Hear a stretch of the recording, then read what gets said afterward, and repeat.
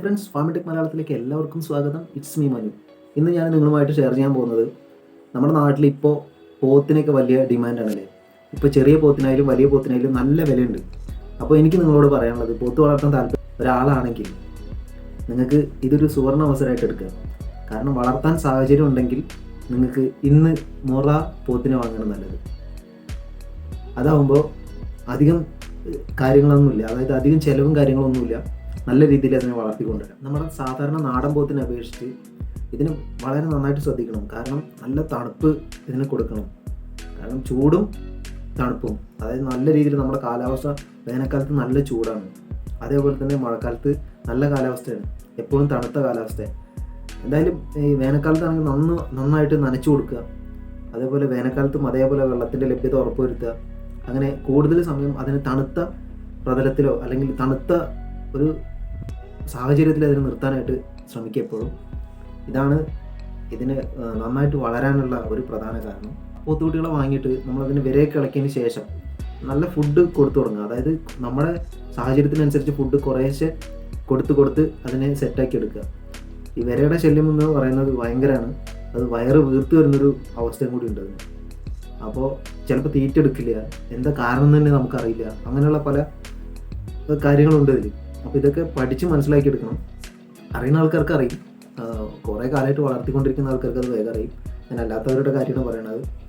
അപ്പോൾ ഒരു വർഷം, 1.5 വർഷം ഇതിനെ നോക്കാൻ വേണ്ടി തയ്യാറായിട്ടുണ്ടല്ലോ, വലിയ പോത്താക്കി മാറ്റാം.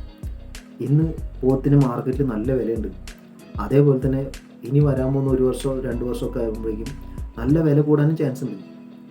നമുക്ക് എല്ലാവർക്കും ഇന്ന് ബീഫ് അത്യാവശ്യമാണ്. അപ്പോൾ അതുകൊണ്ട് തന്നെ ഇഷ്ടംപോലെ സാധനം നമുക്കിവിടെ വേണം.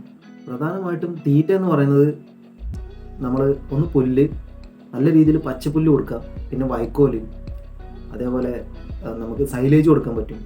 പക്ഷെ ചിലവ് കുറച്ച് രീതിയിൽ ചെയ്യാൻ നോക്കുക. കാരണം നമ്മൾ 1 വർഷം 2 വർഷമൊക്കെ നോക്കുമ്പോൾ നമ്മുടെ കയ്യിൽ ഒരുപാട് സമയം നിൽക്കുന്ന സമയത്ത് നമ്മൾ ഒരുപാട് പൈസ ചിലവാക്കും. പക്ഷെ വിൽക്കുന്ന സമയത്ത് നമുക്കതെല്ലാം ലാഭമായിട്ട് കിട്ടണമെന്നില്ല. അപ്പോൾ അതുപോലെ വളരെ കുറച്ച് ചെയ്യുക. അതേപോലെ ഈ ചോളകത്തിൻ്റെ പോളയം കൊണ്ടുണ്ടാക്കുന്ന ഒരു തവിടുണ്ട്, പൊടിയല്ലാത്ത തവിടുണ്ട്, അത് വാങ്ങിക്കൊടുക്കാം.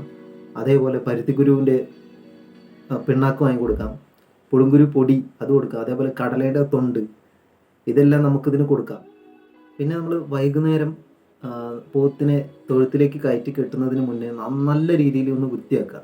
അതായത് നന്നായിട്ട് മോട്ടർ അടിച്ചിട്ടാണെങ്കിലും അല്ലെങ്കിൽ എന്ത് രീതിയിലാണ് നല്ല രീതിയിലൊന്ന് കഴുകി വൃത്തിയാക്കി ആളെ കുട്ടപ്പനാക്കി മാറ്റുക. കാരണം ഇതിന് ഈ ചെവിയുടെ ഭാഗത്തൊക്കെ ഈച്ച കടിച്ചിട്ട് മുറിയാവാറുണ്ട്. അപ്പോൾ അതെല്ലാം ശ്രദ്ധിക്കണമെങ്കിൽ ദിവസം നമ്മളിതിനെ കുളിപ്പിച്ചാൽ മാത്രമാണ് ഇതിനെ നമുക്കിതുപോലുള്ള മുറികളോ അല്ലെങ്കിൽ ഈച്ച കടിക്കുന്നതിൻ്റെ പ്രശ്നങ്ങളൊക്കെ നമുക്ക് മനസ്സിലാവുള്ളൂ. അപ്പോൾ ഈ രീതിയിലൊക്കെ നോക്കുക. പിന്നെ പോത്ത് വളർത്തലെന്ന് പറയുമ്പോൾ പൈസ ഇടുമ്പോൾ തന്നെ 1 ആഴ്ച 2 ആഴ്ച കഴിയുമ്പോൾ തിരിച്ചു കിട്ടല്ല. ഇതിന് വളർത്തി വലുതാക്കി കൊടുക്കുമ്പോൾ അതിന് മീറ്റിനാണ് നമുക്ക് പൈസ തരുന്നത്. അപ്പോൾ ആ രീതിയിൽ വളർത്തുമ്പോൾ ഇതിനൊരു ബിസിനസ്സിൻ്റെ രീതിയിൽ തന്നെ ചെയ്യണം. അതേപോലെ നമ്മൾ വലിയ ലാഭം പ്രതീക്ഷിക്കാനും പാടില്ല. അപ്പോൾ ഇന്ന് മുറ പോത്തുകളെ കിലോയ്ക്ക് 160 രൂപയ്ക്ക് വരെ കിട്ടാൻ ഉണ്ടെന്ന് നമ്മുടെ നാട്ടിൽ. അപ്പോൾ നല്ല പോത്തുകുട്ടികളെ നോക്കി തിരഞ്ഞെടുത്ത് നല്ല രീതിയിൽ കുറച്ച് കാലം നോക്കുക. അപ്പോൾ നല്ല ഭക്ഷണം കാര്യങ്ങളൊക്കെ കൊടുത്ത് വളർത്തുക. അപ്പോൾ ഇതുപോലെ നിങ്ങൾക്ക് ചെയ്യാൻ, നല്ല രീതിയിൽ വളർത്തി പരിപാലിക്കാൻ നിങ്ങൾക്ക് സാധിക്കുമെങ്കിൽ ചെയ്യാം. അപ്പോൾ ഇന്നത്തെ വീഡിയോ നിങ്ങൾക്ക് എല്ലാവർക്കും ഇഷ്ടപ്പെട്ടു എന്ന് പ്രതീക്ഷിക്കുന്നു. അപ്പോൾ മറ്റൊരു വീഡിയോയിൽ കാണുമ്പോഴേക്കും it's me Manu, signing out.